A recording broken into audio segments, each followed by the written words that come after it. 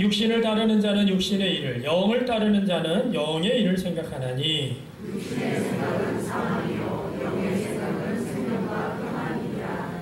육신의 생각은 하나님과 원수가 되나니 이는 하나님의 법에 굴복하지 아니할 뿐 아니라 할 수도 없음이라. 육신에 있는 자들은 하나님을 지키게 할 수 없느니라.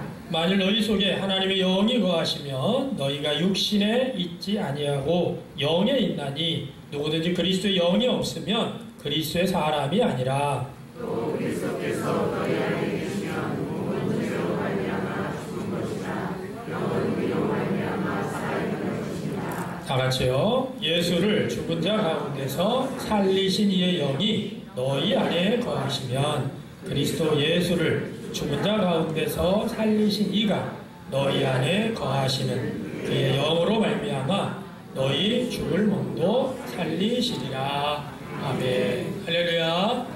네, 오늘도 하나님의 은혜와 복이 우리 모든 성도님들과 가정에 풍성하기를 간절히 축원합니다. 자, 오늘은 우리 옆사람하고 이렇게 한번 인사해 보겠습니다. 주님이 주신 능력으로 승리하겠습니다.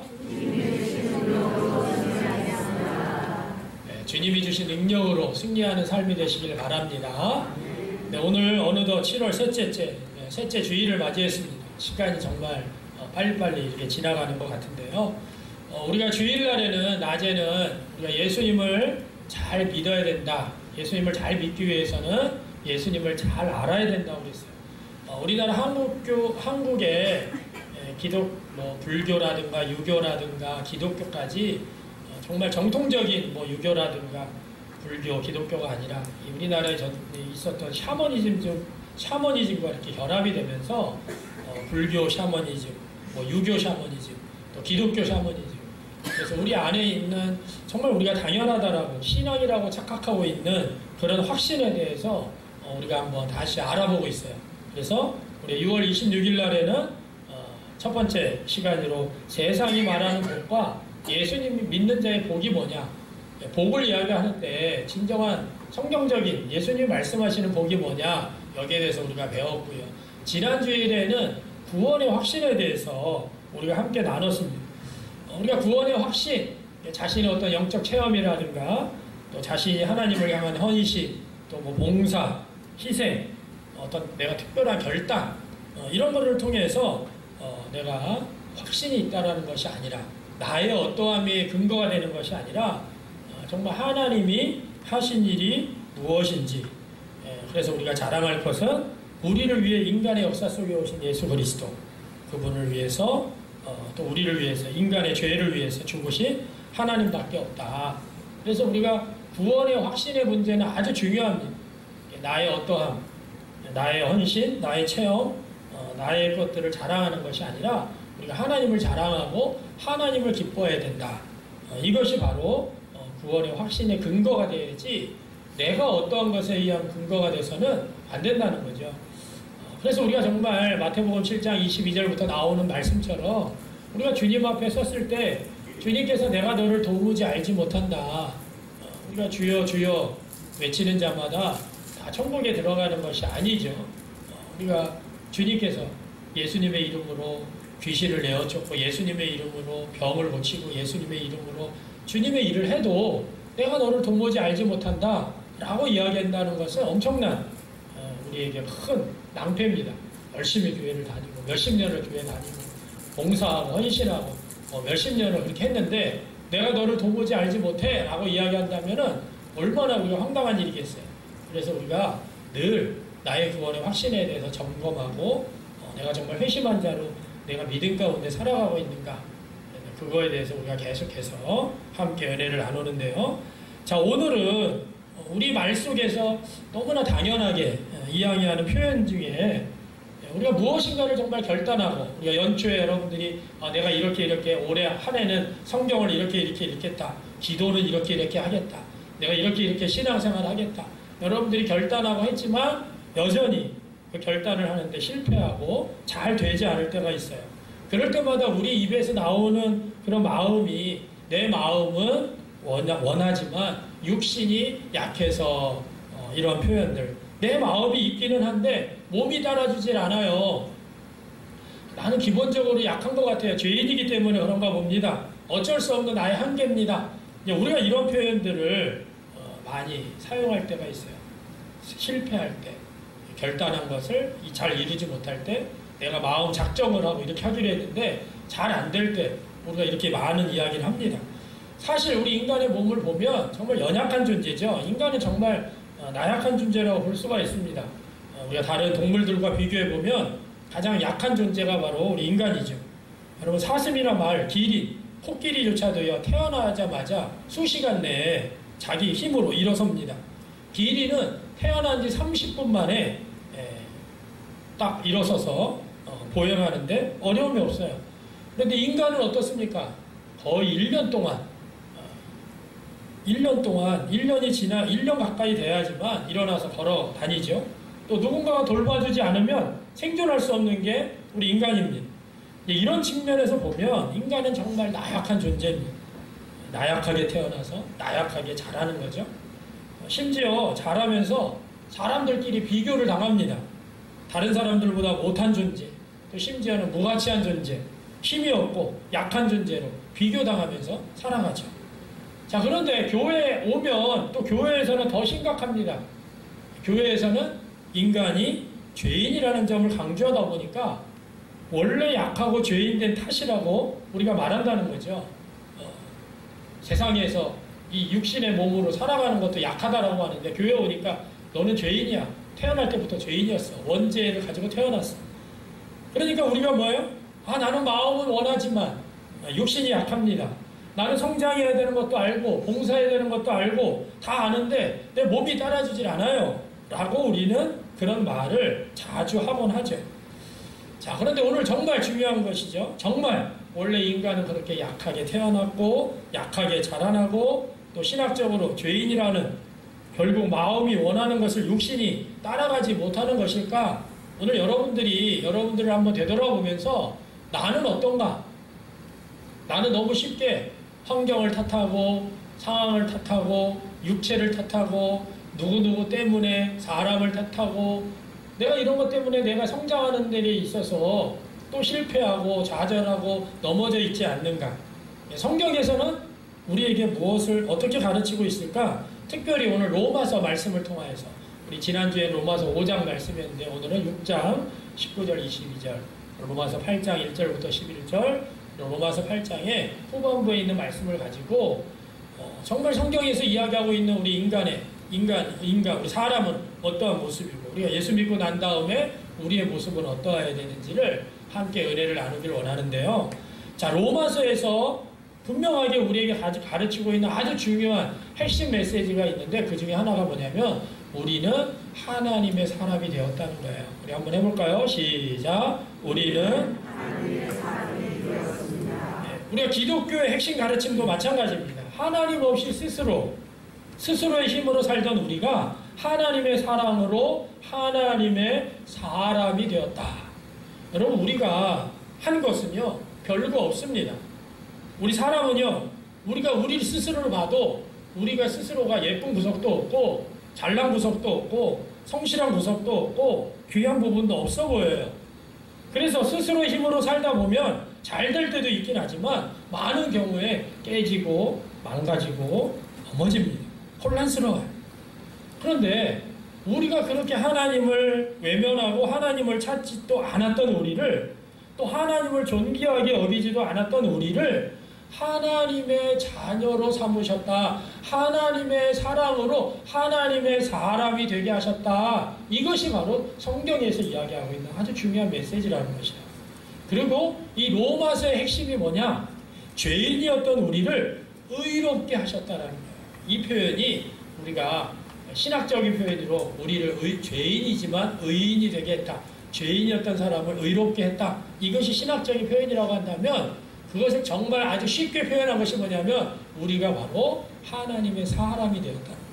하나님의 자녀가 되었다는 것이에요. 그게 오늘 6장 19절 22절 말씀을 한번 볼까요? 너희 육신이 시작. 너희 육신이 연약함으로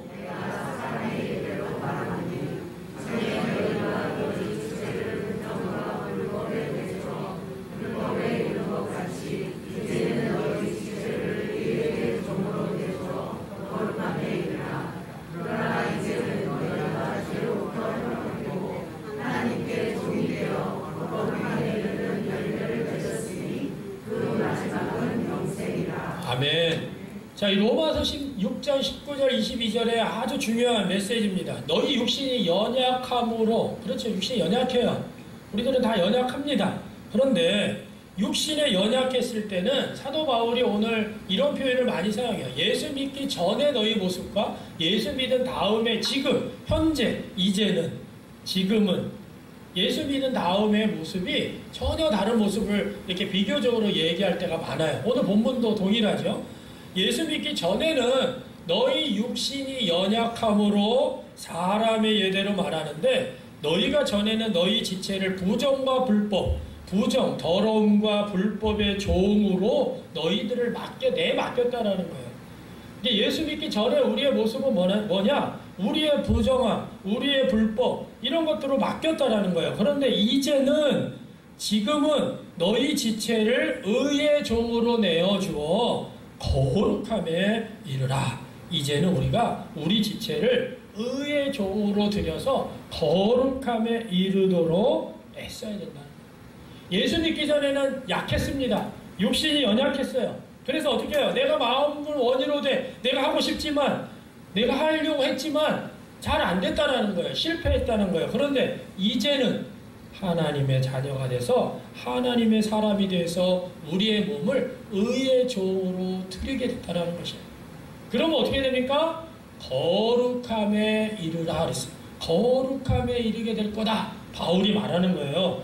우리에게는요, 이제 예수 믿기 이전의 모습은 연약하고 육신이 약하다라고 이야기할 수 있지만, 그래서 전에는 내가 생각했던 거, 내가 결단한 거, 내가 결심한 거대로 잘 이루어지지 않았지만, 이제는 뭐예요? 너희가 너희 지체를 부정과 불법에 내주어 불법의 이런 그런 모습이 아니라 의의 종으로 내주어서 거룩함에 이르렀다는 거예요.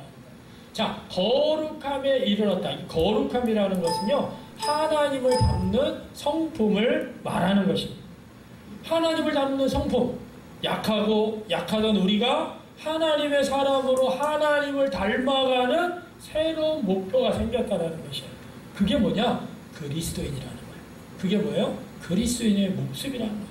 이 로마서에서는요, 이 부분을 엄청 웅장하게 우리에게 설명해 주고 있어요.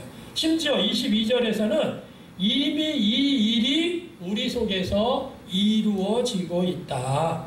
그래서 죄에서 해방을 받고 하나님의 종이 돼서 새로운 사람이 돼서 어떻게 해요? 거룩함에 이르는 삶의 열매를 맺고 있다는 것이에요. 우리 속에 이 열매를 이미 맺기 시작했다는 거예요. 자, 예수 믿기 이전의 삶과 예수 믿은 다음의 삶이 전혀 다른 거예요. 그러면 어떤 열매를 맺을까요? 가장 먼저 나타나는 열매는요, 하나님을 예배하기 시작합니다. 옛날에는요, 하나님을 안중에도 없었어요. 그런데 안중에도 없던 그런 사람들이 하나님을 예배하기 시작하는 거예요. 예배를 통해서 하나님과 인격적인 관계를 맺어가기 시작합니다. 하나님과 예배를 드리면서 인격적인 관계를 맺다 보니까 자신이 누구인지를 발견하게 돼요. 자신을 발견하게 되면 어떻게 돼요? 자신을 사랑하게 돼요. 내가 하나님의 귀한 존재구나. 하나님이 나를 하나님의 작품으로 삼으셨구나. 내가 누구인 나를 사랑하게 돼요. 나를 사랑하면요, 내 옆에 있는 사람들도 사랑하게 돼요. 이 사람도 하나님이 사랑하시는구나. 귀하게 보기 시작합니다. 그러면서 뭐예요? 혼자 살던 사람들이 공동체가 그래서 중요한 겁니다. 공동체의 의미를 깨닫게 되고, 예수님께서 왜 이 땅에 내 교회를 세우셨는지, 예수님의 교회를 왜 이 땅에 세우셨는지, 교회를 두신 이유를 알게 되는 것입니다. 그래서 이 깨진 세상 속에서 우리가 해야 될 일, 우리 공동체가 해야 될 일, 우리 교회가 해야 될 일, 이것을 뭐예요? 꿈꾸게 되는 것이죠. 그리고 맨 마지막에 오는 열매가 뭡니까? 영원한 생명을 얻게 되는 것입니다. 여러분, 우리가 예수 믿기 이전의 삶과 예수 믿은 삶은요, 완전히 다른 거예요. 여러분들과 저의 삶은 하나님의 사람이 되는 신분의 변화가 일어나는 삶이 여러분들과 저의 삶이에요. 그 신분의 변화는 거룩함은 뭐예요? 하나님을 예배하는 거예요. 하나님을 예배하면 하나님과 인격적인 관계 속에서 내 자신이 누구인지를 발견하게 되고, 나 자신을 사랑하게 되고, 나만 살아가는 게 아니라 우리 옆에 있는 사람들도 하나님의 자녀구나. 하나님이 이 사람을 위해서도 죽으셨구나. 또 십자가에 죽으셨구나. 그 사람도 살아가게 돼. 그럼 공동체를 생각하게 돼. 공동체를 생각하면 우리만 생각하는 게 아니라 이 땅에 교회를 세우신 것을 생각하고 하나님이 우리에게 원하시는 그 방대한 비전, 꿈을 꾸기 시작하면서 우리가 열매를 우리들의 삶 속에서 맺으면서 자라나가는 거예요. 그러면 마지막에 영원한 생명에 이르게 된다라고 하는 이것이 바로 우리에게 이야기하고 있는 아주 중요한 첫 번째 메시지. 여러분들과 저는 누구예요? 하나님의 사람이 되었어요. 할렐루야. 여러분 하나님의 자녀가 되었습니다. 영접하는 자, 곧 그 이름을 믿는 자들에게는 하나님의 자녀가 되는 권세를 주신다고 말씀하셨기 때문에 그래서 우리는 더 이상 예수 믿기 이전의 육신의 연약함에 대해서만 이야기해서는 안 된다는 거죠. 그것을 첫 번째, 우리가 하나님의 사람이 됐다는 거예요. 자, 두 번째, 오늘 로마서 8장 1절부터 11절에서는 우리 속에 하나님의 능력이 있다는 것입니다. 하나님의 사람이 되는 데서 끝나는 것이 아니라 우리 속에 뭐가 있다고요? 하나님의 능력이 있다는 것입니다. 한번 해볼까요? 시작. 우리 속에 로마서의 아주 중요한 주제가 우리 인간의 힘으로는 선하게 사는 것이 불가능하다는 거예요. 우리 인간의 힘으로는 선하게 살 수 없다라는 거예요. 그게 로마서식으로 표현하면 우리 힘으로는 율법의 요구를 만족시킬 수 없다라는 거예요. 무슨 말이에요? 계명, 율법이 하나님께서 이스라엘 백성들에게 주셨는데 우리가 우리 힘으로는 그 율법을 제대로 다 실천하지 못한다는 거예요. 제대로 할 수 없다는 거예요. 이걸 우리가 현대식으로 표현하면 우리는 우리 힘으로 선하게 살 수 있는 능력이 없다라는 것이에요. 그렇게 되면 마음은 원이로되 육신이 약합니다. 말이 맞죠? 내 마음은 하나님의 말씀, 율법, 계명, 성경 말씀을 내가 열심히 잘 지키려고 하는데 내가 살다가 보니까 안 돼요. 맨날 실패해요. 어려워요. 내 마음은 원인데 육신이 약해요. 이게 뭐예요? 맞는 것 같아요. 그런데 그것으로 끝나는 것이 아니라 하나님은 그런 우리를 그렇지 않도록 바꾸는 놀라운 일을 하셨다는 것이 로마서에서의 복음이라는 거예요. 여러분 로마서에서 이야기하고 있는 아주 중요한 복음의 핵심적인 메시지가 우리는 연약하고 우리는 그렇게 할 수도 없고 우리는 그 말씀대로 율법대로 실천할 수 없는 그런 연약한 존재지만 그것을 바꾸게 하셨다는 거예요. 어떻게 해요? 우리의 신분을 먼저 바꾸셔서 하나님의 사람이 되게 하셨을 뿐만 아니라 하나님을 닮아가는 목표를 이룰 수 있도록 우리 속에 하나님의 능력을 주셨다는 거예요. 성경은 우리에게 하나님의 능력이 우리 안에 있다라고 말씀한다니까요. 오늘 본문이 바로 그런 말씀입니다. 자, 로마서 8장은요 아주 중대한 선언을 하고 있어요. 예수님이 죽으심으로 말미암아 우리 죄를 사하셨습니다. 우리를 구원하셨어요. 우리 그리스도인들이 다 알아요. 너무나 많이 들어왔으니까. 그리고 믿었죠. 예수님이 나를 위해서 죽으시고 나를 구원하셨습니다. 아멘. 그런데 죄를 사하신 정도가 아니라 우리 속에 육신의 죄 선고를 내리셨고 그 다음에 우리에게 성령을 보내셨다라고 말씀하고 있어요. 성령을 따라 살게 하셨다라고 말씀하신다니까요. 여러분 우리가 그냥 우리 힘으로 너 예수 믿고 구원받아서 하나님의 사람이 됐으니까 네 혼자서 열심히 살아라 이렇게 한 것이 아니라 우리 속에 성령을 보내주셨어요. 그래서 우리가 어떻게 됩니까? 성령이 우리 가운데 오셨기 때문에 우리가 성령을 따라 살게 되었다는 것입니다. 그러면 성령을 따라 살게 되면요 놀라운 일이 일어납니다. 전에는 육신으로 말미암아서 육체적인 것들을 살다가 보니까 육체적인 욕망 때문에 쓰러졌어요. 실패했어요. 쉽게 좌절합니다. 그래서 내 육신이 연약하니까 내 마음은 원이지만 육신이 연약해서 쾌락을 즐기고 하나님 말씀대로 살지 못하고 내 욕망 때문에 내 정욕 때문에 내가 이렇게 실패했습니다. 우리는 늘 율법에 요구하는 바를 행할 수 없다라고 얘기했는데 그 일을 하나님이 하셨는데요. 어떻게 하셨어요? 오늘 4절에 보니까 우리가 성령을 따라 살면 율법이 요구하는 바를 이루게 된다라고 말씀하고 있다는 것입니다. 여러분, 우리가 너무나 중요합니다. 이 8장의 이 놀라운 선언이에요. 우리 죄를 사하시고 우리에게 성령을 주셔서 우리가 성령을 따라 행하게 되면 어떻게 돼요? 율법이 요구하는 바. 다시 말해서 율법에서 이야기하고 있는 선한 것, 우리가 하고 싶은 것, 이것이 멋지게 제대로 잘 사는 일이 가능하게 되었다. 우리 속에 누가 계시기 때문에? 성령이 계시기 때문에 가능하다라고 선언하고 있는 거예요. 그래서 우리가 육신으로 해낼 수 없는 것들, 그 일을 하나님의 영으로 인도하심을 받을 때 이룰 수 있다는 것이에요. 이것이 바로 로마서 8장에서 이야기하고 있는 아주 중요한 핵심의 메시지입니다. 그렇죠. 우리 속에 예수님을 믿으면 우리 속에 성령이 임재하세요. 그런데 우리는 이 성령님을 방치해야 돼요. 성령님의 능력과 성령님의 능력에 힘입어서 우리가 살아가는 게 아니라 그냥 방치해 두는 거예요. 그리고 내 힘으로, 내 능력으로, 내 의지로, 내 노력으로, 내 수고로 뭔가를 이루려고 하니까 실패하는 거예요. 그러면서 뭐예요? 마음은 원하지만 육신이 약합니다. 여러분, 우리 속에 계신 성령님을 의존하는 삶은요, 하나님의 능력을 경험하는 삶이라는 것입니다. 여러분들이 이러한 삶이 되길 간절히 축원합니다. 여러분, 마음은 원이로되 육신이 약해요. 이런 말은요, 성령님에 대해서 잘 모르는 거예요. 성령님을 의지하지 않기 때문에 그래요. 성령님을 개념으로만 알고 있기 때문에 그래요. 예수님을 믿으면 성령이 우리 가운데 오십니다.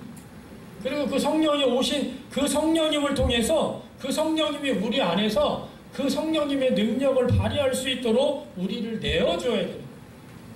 그런데 성령님이 우리 안에 계시는데 성령님을 저 구석 방에다가 방치해놓고 자기가 힘으로 하려고, 자기 노력으로 하려고, 자기가 하니까 뭐예요? 아무런 역사가 안 일어나는 거예요. 그러니까 쉽게 포기하고 쉽게 좌절하고 안 되죠. 육신도 피곤하고 더 안 되고 힘들고. 성경은요, 우리에게 분명하게 이야기합니다. 우리 속에 하나님의 능력이신 성령이 와 계시다. 성령을 따라 행하기 시작하면 우리가 과거에 할 수 없는 것, 과거에 살 수 없었던 것, 그런 삶을 살 수 있다고 말하는 것입니다. 우리 힘으로는 도저히 살 수 없는 삶을 하나님이 성령을 통해 가능하게 하셨다는 거예요. 여러분들이 하나님의 자녀가 되셨습니까? 하나님의 사람이 되셨습니까? 그럼 우리에게 성령님이 우리 안에 계시기 때문에 우리는 뭐예요? 우리 속에 하나님의 능력이 있다는 거예요. 근데 내가 한번 나 자신을 되돌아보세요. 여러분 스스로를 되돌아보세요. 내가 정말 주님 앞에 가까이 가기 위해서 어떤 노력을 하고 있는가? 주님과 친밀한 인격적인 교제를 하기 위해서 어떤 노력을 하고 있는가? 여러분, 이런 것들을 다 내려놓으면, 그렇죠? 우리가 기도도 안 하죠? 성경도 안 읽죠? 내가 예배는 주일날만 와서 예배 드리는 게 아니라고 그랬죠? 여러분들이 삶으로 예배를 드려야 되는데, 내가 매일매일 하나님 앞에 예배자로 나가야 되는데 예배도 안 드리죠? 그러니까 뭐예요? 자기 힘으로 살려고 하는 거예요. 자기 능력으로 살려고 하는 거예요. 그러면요, 당연히 실패할 수밖에 없어요. 당연히 넘어질 수밖에 없어요. 당연히 쓰러질 수밖에 없죠. 내가 하나님과의 친분을 갖고 하나님과의 관계를 갖고 하나님과 끊임없이 그 하나님의 능력 안에서 우리가 나아가야 되는데 그렇게 하지 못하니까 실패하고 넘어지고 쓰러지고. 자, 우리는 하나님의 사람이 되었습니다. 하나님의 능력이 우리 안에, 성령이 우리 안에 거하시면서 우리는 하나님의 능력이 우리 속에 있어요. 여기서 끝난 게 아니라 로마서 8장 후반부에 보면 우리 속에는요, 하나님의 사랑이 있다라고 말씀하고 있어요. 자, 우리 해볼까요? 시작. 우리 속에는 8장 끝부분에 하나님의 사랑에 대한 사도 바울의 감격이 마치 화산이 터져 나오듯이 용암이 분출하듯이 말씀하고 있어요. 36절, 37절. 우리 한번 읽어볼까요? 기록된 바, 시작.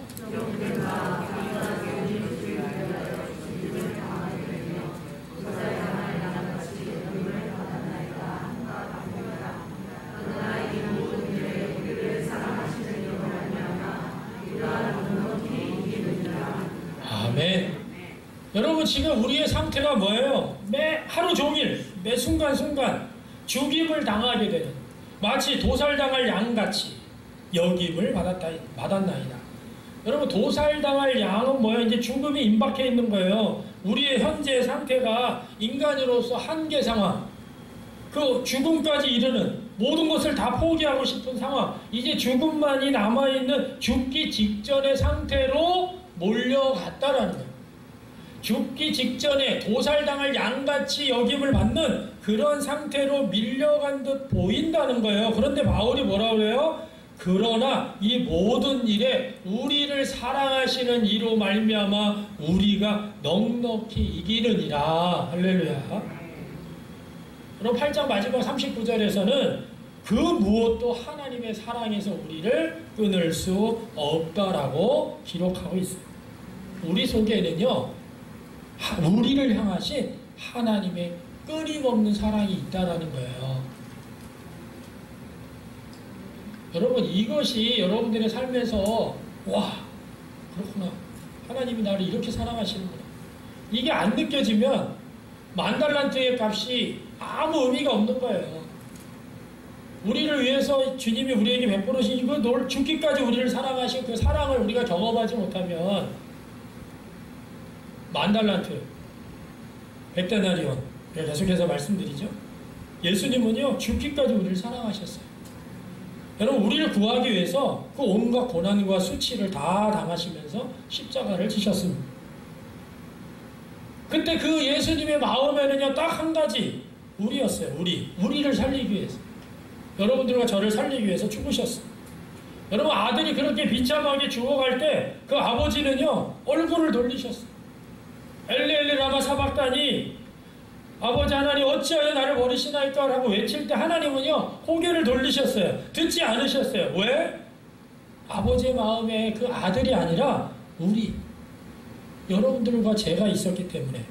이것이 뭐예요? 성경의 메시지예요. 하나님이 자기 아들을 희생시키면서까지 그 마음에 품었던 것은 놀랍게도 별 볼 일 없는 우리들이에요. 충실하지도 않고, 이랬다 저랬다 핑계대고, 순결하지도 않고, 자기 정욕대로 살고, 자기 쾌락대로 살고, 자기 마음대로 살고, 말로만 맨날 뭐 말씀대로 산다고 그러면서 자기가 원하는 대로 자기가 주인된 삶을 사는 그런 사람들을 품으시고 아들에게 고개를 돌리셨던 분이 우리 하나님이시라는 거예요. 그리고 그 온갖 고난을 당하신 분이 바로 예수 그리스도라는 것입니다. 그래서 오늘 사도 바울이 오늘 말씀하고 있는 거예요. 사도 바울은 우리를 위해서 아들을 내어주신 것을, 그것을 통해서 그분의 사랑을 확증하셨다. 그 사랑이요, 우리 마음에 있다라는 것입니다. 여러분, 우리가 이 사랑 때문에 사실은 우리 그리스도인들이 이 땅을 살아가면서 우리가 겪게 되는 여러 가지 것들에 우리가 굴복하지 않는 것입니다. 그 사랑 때문에 우리가 좌절하지 않는 것이죠. 여러분, 예수님을 따라가게 되면, 예수님을 믿게 되면 만사 형통한 것이 아니라고 그랬잖아요. 예수님을 믿게 되고 따라가게 되면 세상 나라와 하나님의 나라의 차이가 극명하게 보이기 시작합니다. 세상 나라 속에 속해하면서 세상 방식대로, 세상 사람들이 살아가는 방식대로 살아가다가 예수님을 받아들이면, 하나님 나라의 시민이 되면, 하나님의 자녀가 되면요, 더 하나님 나라 가치관으로 살다가 보면 만사가 형통한 게 아니라 더 고난을 당하고 더 어려움을 당하고, 그래서 더 영적 싸움이 치열하다는 것입니다. 특히 먹고 사는 문제, 그렇죠. 노동의 문제, 노동은 창조세계부터 우리에게 아주 주어진 거룩한 하나님의 뜻입니다. 놀고 먹으라고 그러질 않았어요. 먹고 살기 위해서 열심히 사는 것 자체는 훌륭한 것입니다. 그러나 먹고 사는 문제가 해결돼도 우리 생업의 터전에서 우리가 하나님의 뜻을 실천하며 살 것인가, 세상을 쫓아 살 것인가, 이런 문제에 우리는 수없이 부딪히게 되어 있어요. 우리의 싸움은 지속됩니다. 예수님의 싸움이 끝까지 지속되었던 것처럼 우리도 그 싸움에서 벗어날 수 없다라는 것입니다. 그래서 우리 그리스도인이 되면요, 우리 인생의 일정량이요, 어려움이 없을 수가 없어요. 예수 믿는데 만사 형통합니다. 어려움이 없습니다. 예수 한번 믿어보세요. 예? 만사 형통해요. 어려움 없어요. 이렇게 전도하는 거는 거짓말이에요. 예수 믿으면 더 손해볼 수 있어요. 예수 믿으니까 하나님 나라의 삶대로 살아야 되니까 내가 먼저 손을 내밀어야 돼요. 내가 먼저 용서해야 됩니다. 내가 먼저 희생해야 돼요. 내가 먼저 사랑해야 돼요. 내가 먼저 찾아가야 돼요. 그게 하나님 나라의 가치관이니까. 그래서 우리 그리스도인들의 표지는 오히려 예수 믿는 것들로 인해서 어려움이 발생할 수 있어요. 더 어려움이 있을 수가 있어요. 그런데 바울이 뭐라고 얘기했습니까? 우리는 환난을 자랑합니다. 왜? 환난은 어려움을 통해서 우리가 인내가 생겨요. 인내를 통해서 인격이 생깁니다. 그 인격을 통해서 소망이 생기기 때문에 그래요. 그 소망은 바로 하나님이 다시 오셔서 이 어그러진 세상, 이 깨진 세상을 회복시키실 것이라고 하는 바람 때문에 그렇습니다. 지금 환난을 당하고 지금 어려움을 당하고 예수 믿는 것 때문에 지치고 피곤하고 실패하는 것처럼 보이지만 그 하나님이 다시 오셔서 이 어그러진 세상을 회복시킬 것을 바라보는 그 소망 가운데, 그리고 지금도 여전히 우리 안에서 우리 속에 있는 그 하나님의 사랑의 풍성함 때문에 우리가 그런 모든 것들을 이겨내고 극복해낼 수 있게 된다는 것이죠. 여러분이 하나님의 사람이 되셨습니까? 여러분들 속에 하나님의 능력이 있습니까? 여러분들 속에 하나님의 사랑이 있습니까? 이 세 가지가 이 로마서에서 우리에게 주어지는 아주 중요한 메시지예요. 그러면 하나님의 사람이 되고 하나님의 능력이 우리 안에 있고 하나님의 사랑이 우리 안에 있다고 한다면 결론이 뭐예요? 마음은 원이로되 육신이 약한 것이 아니라 마음은 원하니까 육신이 따라오는 삶이 우리의 결론적인 삶이 돼야 돼요. 어떻게 그런 삶이 가능할까요? 첫 번째, 변명을 대체하는 비전을 여러분들이 가져야 돼요. 우리가 하는 수많은 말들이 사실은 합리화, 변명 이런 것을 깨달아야 돼요. 아유, 저는 원래 연약하기 때문에 그래. 우리 인간은 원래 그래. 우리 인간은 원래 죄인된 인간이라 맨날 이렇게 죄 짓는 거야. 여러분, 요즘 심리학 이런 영향을 받아서요. 나는 상처가 많아요. 그래서 그래요. 우리 엄마가 어렸을 때부터 날 이렇게 키워서 그래요. 요즘에 MBTI라고 그래서 옛날에는 혈액형으로 사람들의 성격을 판단하고 뭐 이랬는데 요즘은 MBTI, 나는 E 성향이야, I 성향이야. 요즘 MZ세대가 16가지로 사람을 평가해놓고 16가지로 만들어놓고 사람을 그 틀 안에 다 집어넣는 거예요. 그 사람의 기질과 성격을 언급합니다. 나는 워낙 소심해. 나 원래 이렇게 급해. 여러분, 그것은 예수 믿기 전에, 예수 믿는 이전에 하나님을 모를 때의 모습이에요. 하나님을 알게 되면, 복음을 믿으면 하나님의 사람이 되고 하나님의 자녀가 된 사람은 하나님의 종, 의의 종이 되었고 그 안에 그리스도 안에서 우리의 신분의 변화가 신분의 변화가 이루어졌다는 것을 믿는 사람이 그리스도인이죠. 그렇기 때문에 우리는 뭐예요? 그 신분에 걸맞게 살 수 있는 비전을 갖는 거예요. 여러분들의 비전이 뭡니까? 돈 많이 버는 거예요? 여러분들의 비전이 뭐예요? 우리 아이들한테 물어보면 대통령이 되는 겁니까? 거룩함에 이르는 거죠. 거룩함이 뭐예요? 하나님을 닮아가는 거예요. 예수님을 닮아가는 거예요. 사도 바울은 예수 그리스도의 장성한 분량에까지 자라라고 그랬어요. 자라가는 것. 우리가 힘들 때마다, 자꾸 약해질 때마다, 한계를 느낄 때마다 사람을 핑계하고 상황을 핑계하고 육신을 핑계하고 변명하는 것이 아니라 그것을 뭐예요? 비전으로 바꿔 나가야 된다는 거예요. 비전으로 대체해야 된다는 거예요. 여러분, 성경이 말하는 비전은 무엇이 되느냐가 아니라 어떤 사람이 되느냐에 관한 것이에요. 하나님은 우리가 어떤 사람이 되는가에 더 큰 관심을 가지고 있습니다. 여러분들의 가정에서든지 직장에서든지 어느 곳에서든지 예수님을 닮은 사람이 되어가는 것입니다. 여러분들 예수님을 닮아가는 삶을 살고 계십니까? 여러분들의 가정에서, 직장에서, 아니면 나는 저 사람 때문에 그래요. 나는 환경 때문에 그래요. 나는 부모님 탓이야. 부모님 때문에, 우리 조상 탓이야. 내 육신이 연약한 탓이야. 나는 마음은 원인데 이거 탓이야 저거 탓이야. 여러분 그거는 예수 믿기 이전의 모습이에요. 우리는 하나님의 사람이 됐어. 우리 안에 하나님의 능력 성령님이 계세요. 우리 안에 하나님의 사랑이 풍성합니다. 그런데 왜 우리가 맨날 그런 것에 무너지고 그런 것에서 마음은 원인으로 돼 육신이 약하다? 절대 그렇지 않아요. 비전이 없는 것이 문제입니다. 분명한 비전이 생기면 하나님을 알지 못하는 사람들도 강인한 힘을 갖게 되는 것이죠.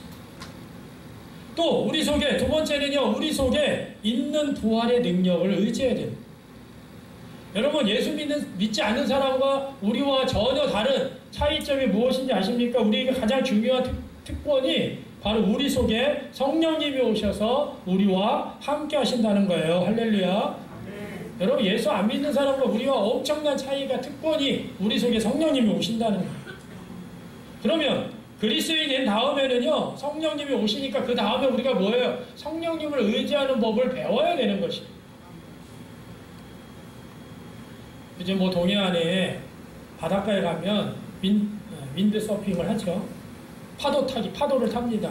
보드에 사람이 올라가서 파도를 타는 것을 우리가 윈드 서핑이라고 하는데 서핑을 하는 사람들의 특징은 자기 힘으로 파도를 타는 게 아니라 파도의 힘을 이용하는 법을 배우는 것이 윈드 서핑이에요. 그리스도인들도 뭐냐면 자신의 힘을 의지하는 것이 아니라 자신의 힘대로 살아가는 사람들이 아니라 하나님의 힘, 성령의 힘, 그 힘대로 살아가는 거예요. 그거를 훈련하는 거예요. 제자 훈련이 뭐예요? 그런 걸 훈련하는. 기도 훈련이 뭐예요? 그런 걸 훈련하는. 예배를 왜 우리가 예배를 왜 드려요? 그 말씀을 들으면서 그런 훈련을 배우는 것입니다. 여러분 파도 탈 때 그 사람들이 처음부터 막 파도의 힘을 이용해서 막 타는 게 아니에요. 처음에는 그냥 물속에 꼬라박고, 코로 막 물이 들어가고 짠물이 들어가고 입으로 들어가고 그런 한계를 넘고 넘어가지고 어느 순간에 그 파도의 힘을 이용해서 그 보드 위에 올라가서 그 파도를 타게 되는 것입니다. 여러분 우리도 마찬가지입니다. 우리가 한계 상황을 넘어가게 하는 것이 바로 뭐냐? 부활의 능력이라는 것입니다. 육체적인 한계, 그렇죠? 또 더 어려운 심리적인 한계, 또 우리 사회적인 한계. 우리가 그 한계를 넘어설 때마다 사실은 큰 고통이 따릅니다. 물속에 그냥 꼬라박고, 그 짠물이 코로 들어오고 입으로 들어오고 그런 고통과 그런 한계가 다다라요. 그런데 우리가 세상의 원리에 타협하지 않고, 또 그렇죠. 우리가 막 이런 한계가 막 다다르고 고통이 다르면 아유 그냥 적당히 타협하자. 세상의 원리에 적당히 하나님 나라 백성이면서도 하나님의 사랑을 입은 자이면서도 그냥 적당하게 타협하고 적당하게 고통스러우니까 힘드니까 그냥 저 사람들도 저렇게 사는데 뭐 나도 저렇게 살지 하면서 그렇게 나아가려고 하면 우리 안에 성령님, 우리 안에 사랑. 여러분 하나님 나라 백성은요 사랑을 입은 자녀입니다. 이걸 기억하는 거예요. 타협하지 않는 것이에요. 하나님의 뜻을 따라 하나님의 뜻대로 살아갈 때, 하나님 나라 가치관대로 살아갈 때 때로는 불이익이 있고 손해도 있고 어려움도 있지만 의연하게 극복할 수 있는 힘, 그것이 바로 부활하신 주님이 주신 능력이라는 것입니다. 우리는요 다 여러분들이 여기 있는 분들이 다 다른 한계 상황과 어려움들이 다 있어요. 우리가 보기에는 애게 뭐 저런 거 가지고 해도 다 있습니다. 다 고통스러워. 다양한 한계 상황이 있어요. 그런데 우리가 이런 다양한 한계 상황을 넘어서려고 할 때 하나님은 그렇게 할 수 있는 놀라운 힘을 우리에게 주신다라는 거예요. 그때 우리는 부활의 능력을 경험하는 것입니다. 그렇게 살아가는 것이 뭐예요? 그리스도인의 삶이에요. 하나님은 여러분들을 다 부르셨습니다. 그리고 하나님을 닮아가기를 원하셔요. 예수님을 닮아가기를 원하세요. 그렇게 살 수 있도록 우리에게 능력을 주시고 사랑을 주셨어요. 부어주셨어요. 그러면 우리는 뭐예요? 조금씩 성장하는 거예요. 한 걸음씩 주님을 닮아가고 한 걸음씩 주님을 따라가는 거예요. 마음은 원이로 돼 육신이 약합니다가 아니라 마음이 원하니까 육체도 따라갑니다라고 고백을 조금씩 배워가는 것입니다. 여러분, 이것은 정말 놀랍고 복된 삶입니다. 여러분들이 예수 믿는 삶, 하나님의 사랑과 하나님의 능력을 힘입어서 하나님의 사람으로 우리의 삶을 살아내는 것입니다. 오늘 이 시간 여러분들이 이러한 삶을 살길 주님의 이름으로 축원합니다. 자, 우리 첫 번째 뭐라 그랬죠? 우리도 하나님의 사람이 되었습니다. 두 번째, 우리 속에 하나님의 능력이 있습니다. 세 번째, 우리 속에는 하나님의 사랑, 하나님의 사람에게는 능력과 사랑을 부어주세요. 그리고 이걸 우리가 살아가기 위해서는 뭐예요? 변명을 대처하는 비전을 우리가 가져야 되고 우리 속에 부활의 능력을 의지해야 된다. 우리 시간 잠시 기도할 텐데 여러분들이 좀 오늘 말씀을 의지해서 결단하는 시간을 가지셨으면 좋겠습니다. 나는 여전히 육신이 마음은 원하지만 육신이 약합니다. 이런 곳에 살고 있지는 않는지 다시 한번 오늘 말씀을 의지하면서 여러분들이 하나님이 우리에게 베푸시신 놀라운 일들, 우리는 하나님의 사람이 되고 우리 안에 하나님의 능력이 있고 우리 안에 하나님의 사랑이 있어요. 그것이 우리 안에 어떠한 의미가 있는지 오늘 이 시간 그런 하나님이 주시는 놀라운 그런 축복 속에서 특권을 가지고 우리의 하나님이 원하시는 비전, 예수님을 닮아가고 하나님을 닮아가는 비전을 우리가 온전히 이루게 하옵소서. 우리 다 같이 좀 결단의 기도를 드리겠습니다. 기도합니다. 그렇습니다, 주님.